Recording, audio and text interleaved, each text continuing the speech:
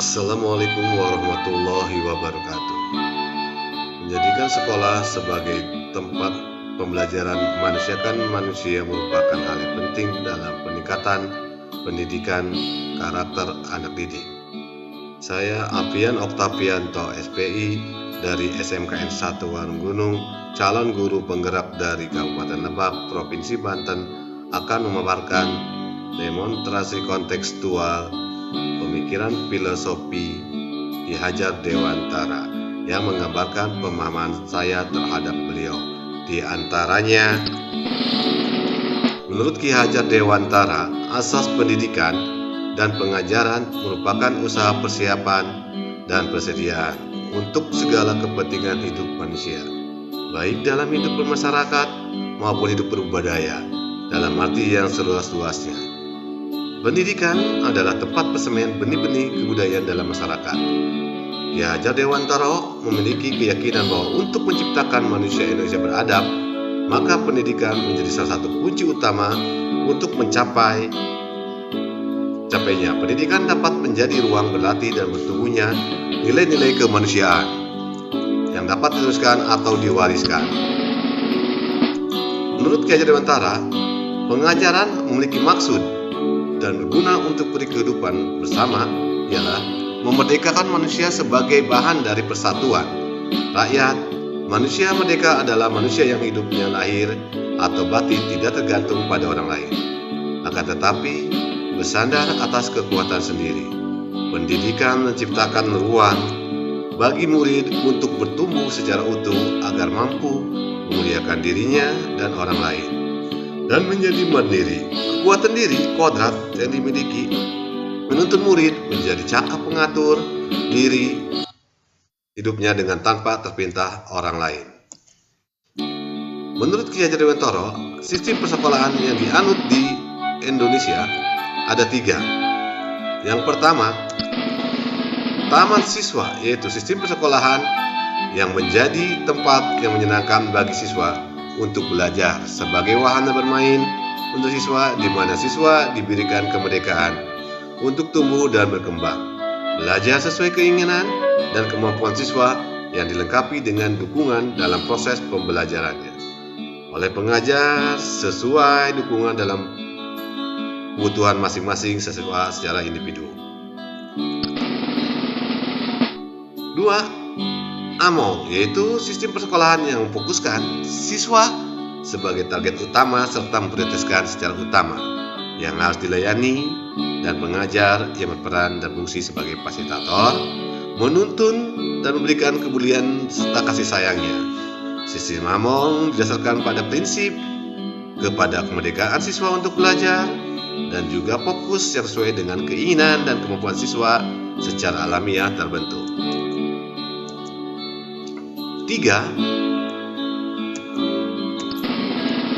PAMO, yaitu sistem persekolahan yang didasarkan pada pendidikan yang menuntun segala kodrat yang ada pada siswa, yakni kodrat alam dan kodrat zaman, agar siswa dapat mencapai keselamatan dan kebahagiaan yang setinggi-tingginya, baik sebagai manusia maupun sebagai anggota masyarakat.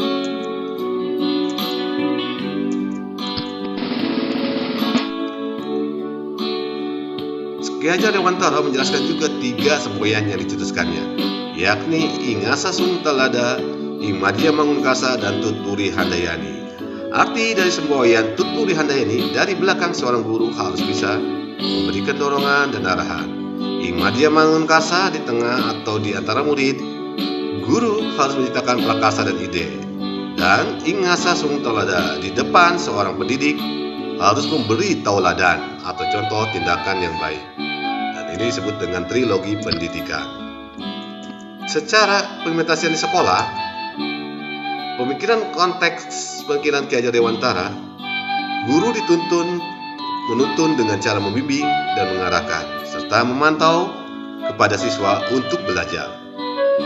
Segala hal yang sesuai dengan bakat, baik dari waktu pembelajaran infrastruktur maupun struktur serta perlombaan yang diikuti siswa, sehingga guru dapat mengembangkan pelajaran yang menyenangkan dan bermanfaat dalam bentuk daya cipta, karsa, dan karya siswa yang seimbang supaya menghasilkan manusia Indonesia seutuhnya yang berjiwa berkarakter Pancasila.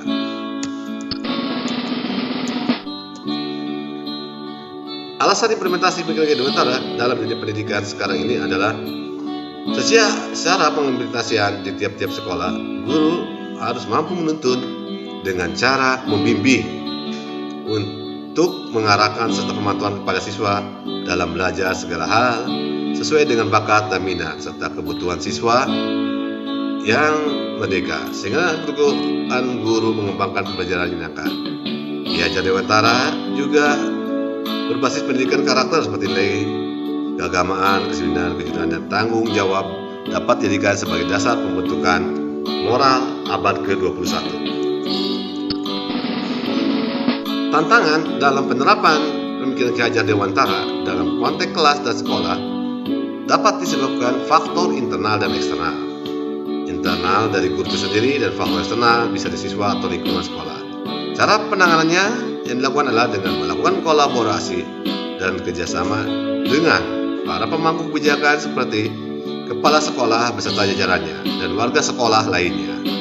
Selain itu, pihak yang terkait secara langsung adalah orang-orang yang terlibat dalam memiliki andil dalam kegiatan penerapan pemikiran Ki Hajar Dewantara, yakni siswa dan orang tua siswa melalui forum dialog, diskusi, dan musyawarah, serta meningkatkan intensitas komunikasi satu arah untuk membangun kesepahaman bersama, mengakomodir berbagai kepentingan siswa dan kegiatan memberikan motivasi dan diperuntukkan yang adil dan seru bagi siswa.